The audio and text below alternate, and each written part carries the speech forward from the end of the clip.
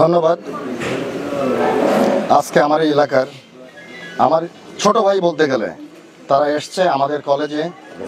শরীফুল সাহেব ইংরেজি শিক্ষক ছিলেন যখন এটা বেসরকারি কলেজ ছিল, আর আমি তখন উন্নত চাকরি করতাম, নবরা মহিলা কলেজে আমি লেকচারার ছিলাম।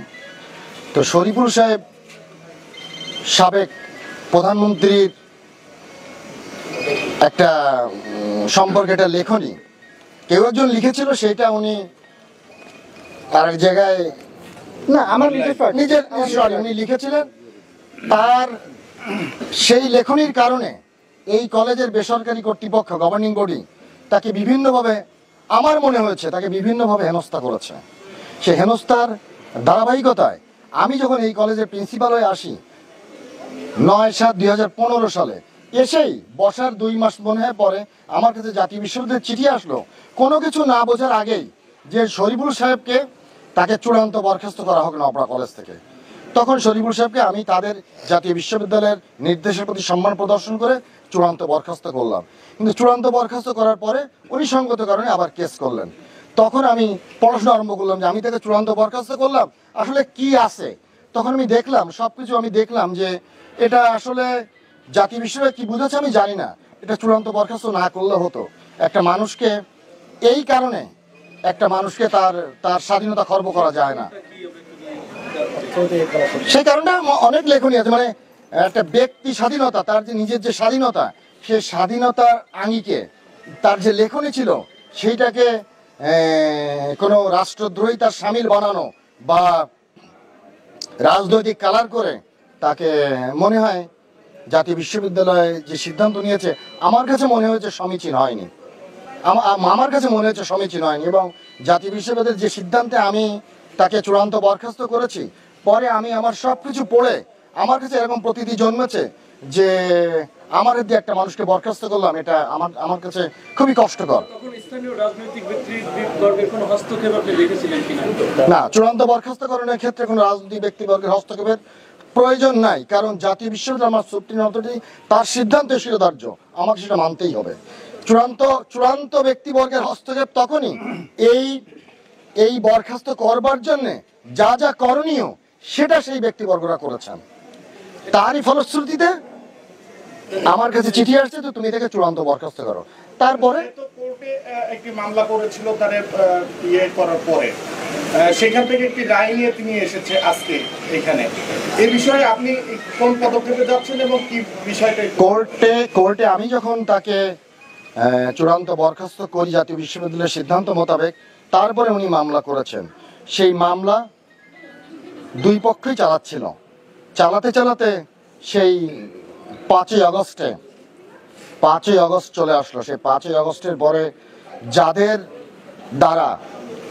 দ্বারা আমার মনে হয় উনি ক্ষতিগ্রস্ত হয়েছিলেন তারা নাই। তো তখন শরীফুল সাহেব কিছু এলাকার গণ্যমান্য লোক নিয়ে আমার সঙ্গে বসলেন যে স্যার কি করা যায়। তখন বিভিন্নভাবে আমরা দুইজন সিদ্ধান্ত নিয়ে একটা প্রক্রিয়ায় গেলাম। সেই প্রক্রিয়ার মাধ্যমে উনি একটা রায় পেয়েছেন। আমি যতদূর বুঝি সেটা পজিটিভ রায়, কিন্তু সেই পজিটিভ রায়ের আলোকেই উনি আজকে জয়েন করতে আসছেন। কিন্তু আমি জানি এই কেস চালানো দুইজন যখন সমঝোতার মাধ্যমে কেস চালাচ্ছে, তখন আমি জানি যে উনি পজিটিভ রায় পাবেন। সেই কারণে আমি মানসিকভাবে প্রস্তুতি নিচ্ছিলাম শরীফুল সাহেব যদি আসেন তাহলে তাকে আমার কি বলার আছে, তার জন্য আমার কি করার আছে। সেই জন্য আমি আমার কর্তৃপক্ষের সঙ্গে যোগাযোগ করছিলাম।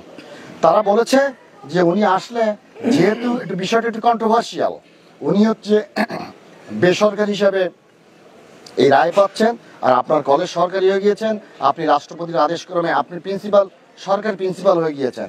সুতরাং একজন বেসরকারির পুনর্বহাল হোক, যোগদান হোক, অলিখিত কথা, সেটা আপনি করাতে পারেন না।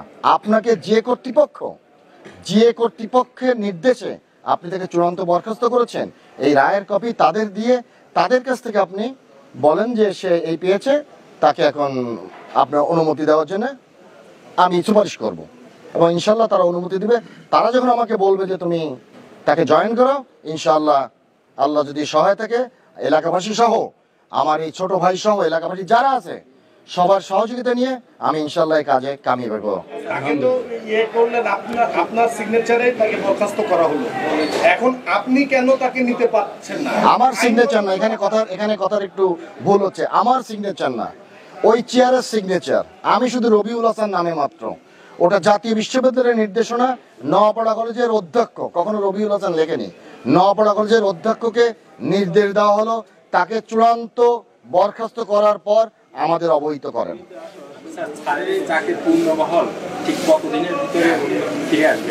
এটা আমি বলতে পারি না, তবে আমি আমার চেষ্টার বিন্দু মাত্র ত্রুটি করব না।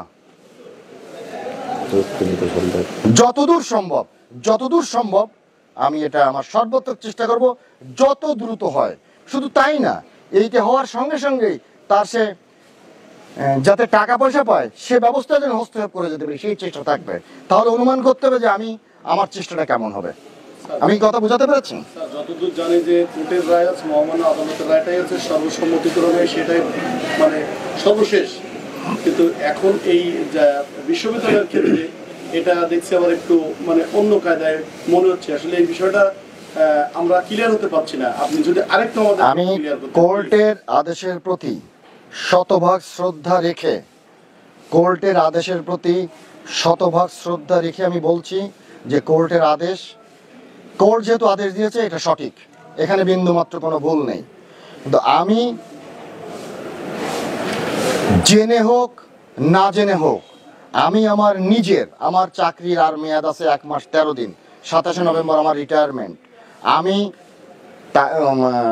শরীফুল সাহেবের সঙ্গে আমার সঙ্গে বিবাদী যে কয়জন ছিল, আমি তাদেরকে না জানিয়েই, তাদের অনুমতি না নিয়ে একটা সাহসের জায়গা থেকে, কারণ তারা বলেছিল, আমি তাদের বলেছিলাম শরীফুল সাহেব কেস করেছে, আমার এখন করণীয় কি, তখন তারা আমাকে চিঠি দিয়েছিল যে তুমি কলেজের খরচে আমাদের পক্ষে কেস চালাও।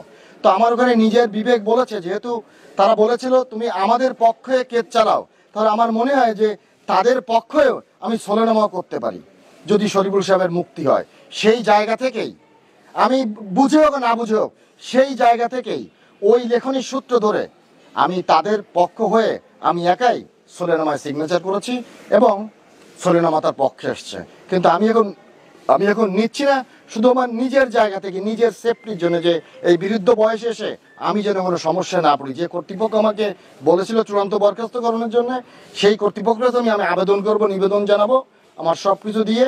তারা যদি আমাকে যে কোনো একটা লেখনী দেয় ওই যোগদান করানোর জন্য, আমি দেওয়ার সঙ্গে সঙ্গে তাকে যোগদান করে পরবর্তী কর্মকাণ্ড যাতে কত দ্রুত টাকা পেতে পারে আমি সর্বাত্মক ব্যবস্থা করব, আপনাদের সকলের, এলাকাবাসীর সকলের সহযোগিতা নিয়ে, ইনশাআল্লাহ।